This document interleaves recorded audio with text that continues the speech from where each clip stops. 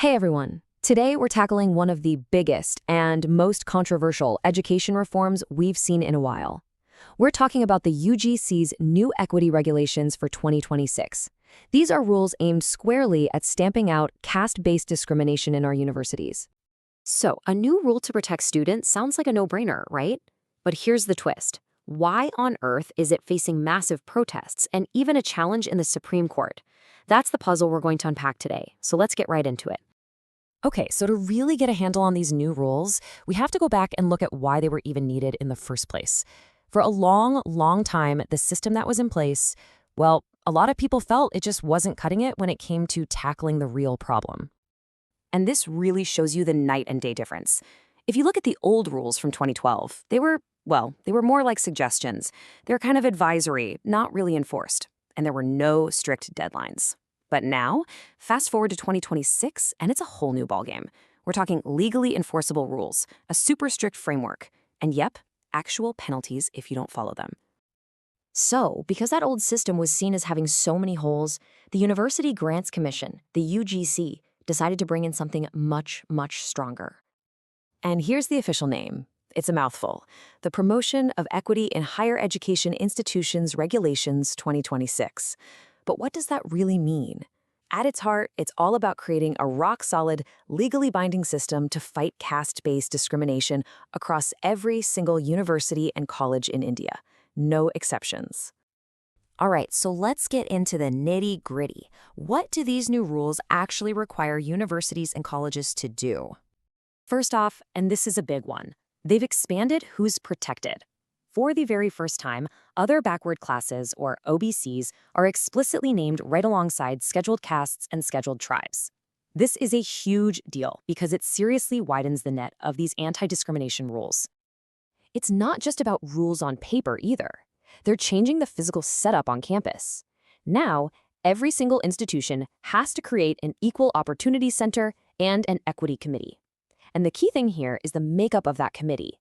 It must have people from the SC, ST, and OBC communities, plus women and people with disabilities. So it's designed to be truly representative. And they've put a ticking clock on everything. I mean, just look at this timeline. A complaint comes in, the committee has to meet within 24 hours, just one day. Then they've got 15 working days to finish their investigation, and after that, the university has just 7 days to take action. The whole point is to stop complaints from getting buried in paperwork or just ignored. So who's actually on the hook if things go wrong? Well, the new rules are crystal clear about that. The vice chancellor or the principal, the person at the very top, is now personally responsible for making sure all of this happens. No more passing the buck. The accountability goes straight to the corner office. And what if they don't comply? We're not talking about a slap on the wrist here. The penalties are serious. A university could lose its UGC funding, get kicked out of government programs, or, and this is the big one, even have its official recognition taken away. So yeah, these rules definitely have some serious bite.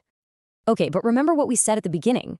Despite all these changes that sound good on paper, there's been a huge backlash. So let's flip the coin and look at why these rules are so controversial.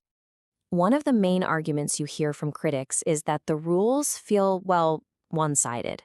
The concern from some general category students and faculty is that the framework doesn't seem to see them as potential victims of discrimination. They feel there isn't a clear pathway for them if they have a grievance. Then there's the fear of misuse. And this is a really interesting point. Apparently, earlier drafts of these rules had sections in them to protect against false or malicious complaints. But in the final version that was published, those safeguards were gone. And that has led to a lot of anxiety that the rules could be used as a weapon. People are also pointing fingers at the wording itself. The rules use big phrases like implicit discrimination and structural unfairness, but they never actually define what they mean.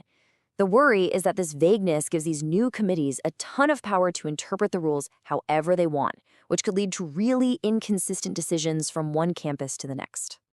And this whole thing has escalated all the way to the top. A public interest litigation, a PIL, has been filed in the Supreme Court of India. This isn't just a small disagreement, it's a legal challenge that questions whether these regulations are even constitutional, arguing that they might violate basic principles like equality and due process. Which brings us right back to the central question, doesn't it? Are we looking at a desperately needed reform, or is this a massive overreach by the authorities? And this table really sums it all up beautifully. In the pros column, you've got everything proponents wanted: strong legal backing, including OBCs, and a super fast system for complaints. But then you look at the cons column, and you see all the worries: the potential for misuse, no clear protection for the general category, and all the legal question marks raised by vague language and that Supreme Court case. And so, we're left with this huge, complicated question. Do these rules finally deliver long overdue justice for students who need protection? Or, in the process of trying to fix a very real problem, have they accidentally created a whole new set of dangers for campus life? That's the question at the heart of this entire debate.